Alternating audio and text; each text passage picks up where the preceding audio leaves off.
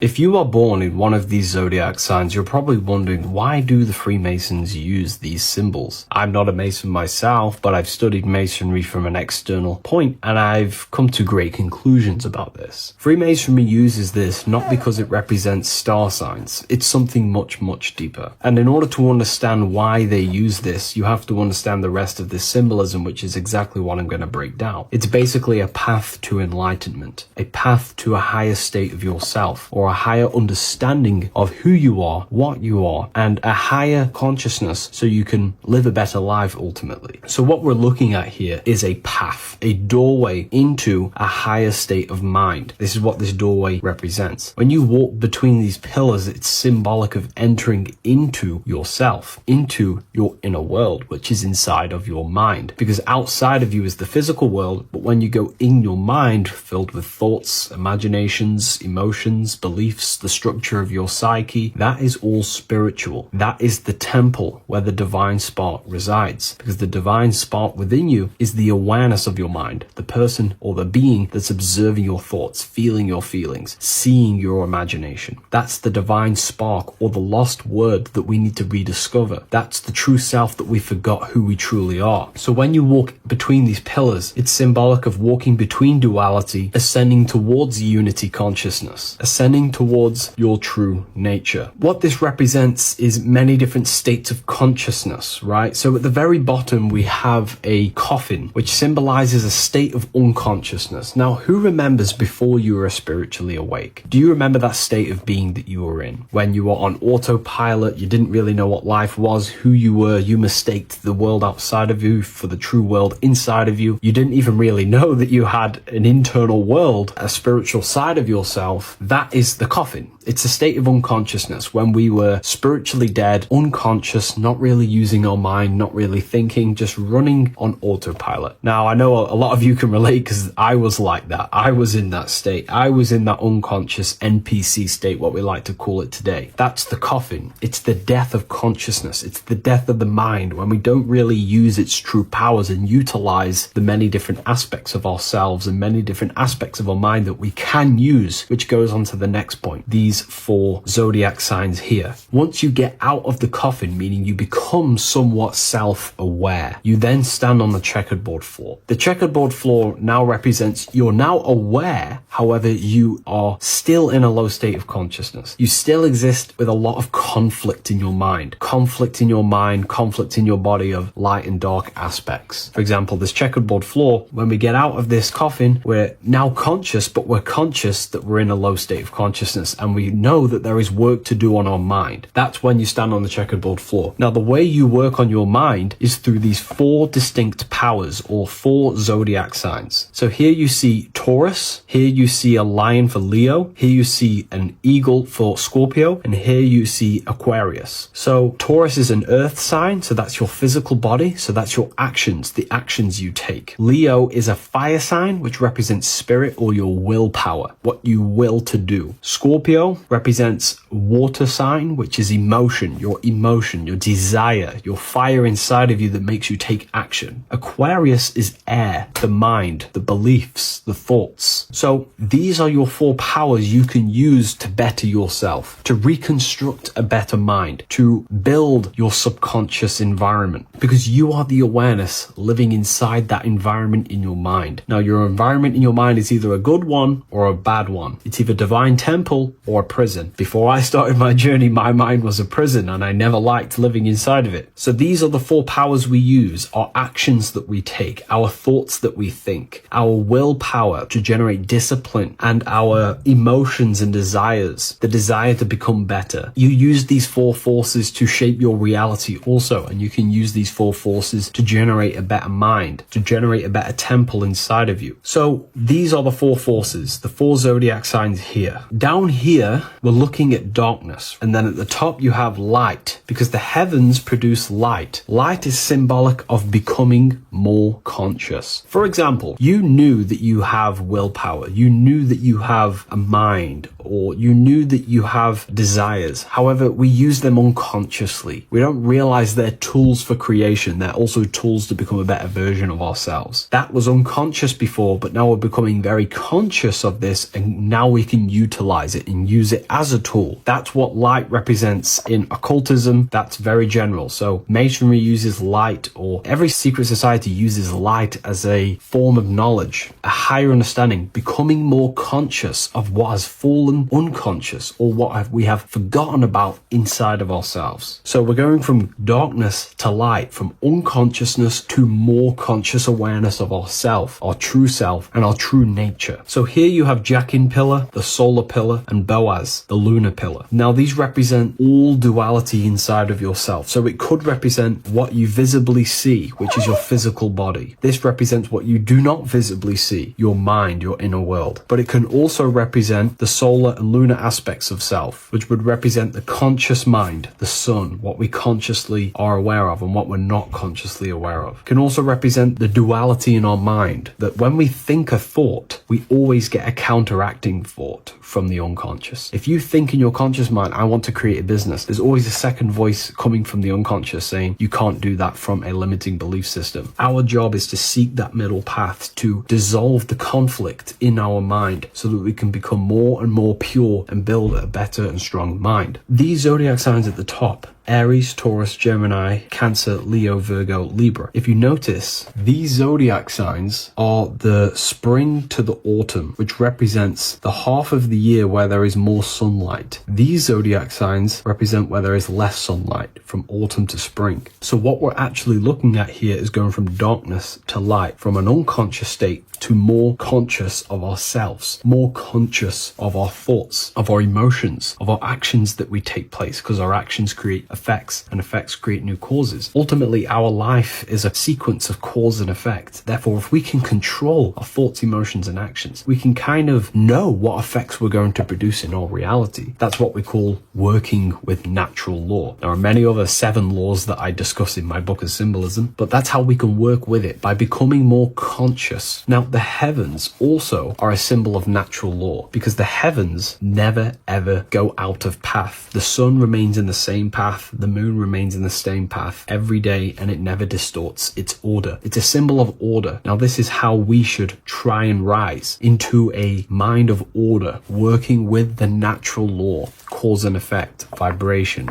as above so below, mentalism, correspondence, polarity. So the heavens are a symbolic of divine order, and we should become conscious of these laws that are governing our thoughts, emotions, and actions, and working with them. I have a whole YouTube video on that. So it's a state of the mind rising towards a higher conscious awareness of the self, the laws governing ourselves, and how ultimately we can try and gain full control over ourselves and reality. So this bridge that we must build from one pillar to the other pillar. So like I explained earlier, this pillar can represent what we visibly see, such as our body, and what we do not visibly see, our mind. So our job is to unify them and not have them stuck in a state of conflict, in a state of division. We should walk this middle path, enter in, and seek unity out of these dualities in ourselves. Ultimately, it's to gain a mind and body connection, because sometimes our mind wants to create a business and our body just wants to scroll on TikTok. That's the conflict that we should seek to dissolve and unify inside of ourselves to ultimately gain our power. This is ultimately what it represents. It's not representing zodiac signs, what sign you're born in. It's symbolic of light. You have light and darkness, ignorance to more conscious awareness. And we see this symbolism everywhere. We see it in the Knights Templar, we see it in ancient India, we also see it in Egypt,